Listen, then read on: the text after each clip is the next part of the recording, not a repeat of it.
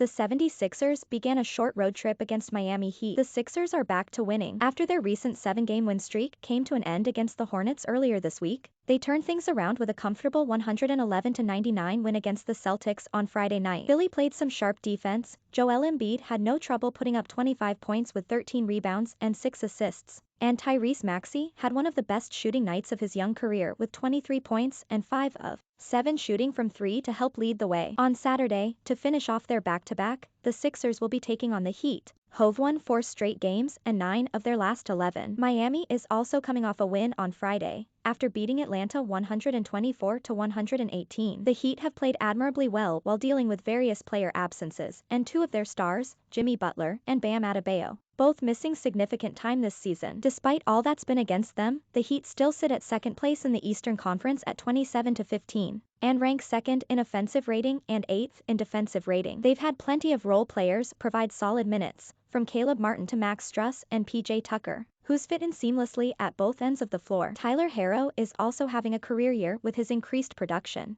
averaging 20.8 points and 4.1 assists off the bench. As always, Erik Spoelstra is maximizing his talent and coaching smart, cohesive play at both ends of the floor. And along with Kyle Lowry's excellent play, whether he's been operating in a more complementary role next to his co-stars or leading the team without Butler and Bam, the Heat have impressed. Lowry fits perfectly in Miami and has been huge for the team in Butler and Adebayo's absence. While Lowry's shooting percentages haven't exactly been off the charts at only 32.6% from 3, he's helped keep the offense humming with his range and shooting off the bounce, pick-and-roll craft, excellent passing, and quick improvisational reads when he's moving around with or without the ball. Lowry may not have the flashiest scoring numbers either, but has still averaged 14.7 points and 9.2 assists over his last 20 games. He's giving the Heat just what they need from him, whether that's working off the ball or leading the offense. Guarding Lowry will likely be the main task for Tyrese Maxey in this outing, as Lowry bombs away from deep off-ball screens and off the catch, and wisely shifts around to relocate into space without the ball.